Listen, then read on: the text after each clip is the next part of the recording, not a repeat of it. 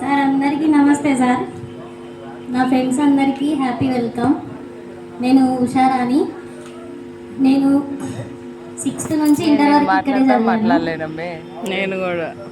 నేను ఆలగడ్డలో 5 years municipal చైర్పర్సన్గా చేశాను. తర్వాత ఎల్ఎల్బి చదివాను. ఎల్ఎల్బి కంప్లీట్ అయ్యి కూడా 3 years అయింది. ప్రాక్టీస్ అయితే చేయలేదు. ఇయర్ నుంచి ప్రాక్టీస్ కూడా చేయాలి. నాకు ఇద్దరు పిల్లలు.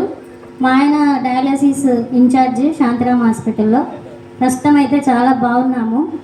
మేము ఇంత గొప్ప వాళ్ళు కావడానికి కారణం ఇక్కడ ఉన్నటువంటి మా సార్ వాళ్ళే. మీ రుణం నిజంగా ఈ జన్మలో తీర్చుకోలేము సార్ అందరికీ. అలాగే నాకు గుర్తున్నవి ఏమంటే, శ్రీనివాస్ రెడ్డి సార్ ఎప్పుడు బాగా కొట్టి పెట్టేవాళ్ళు.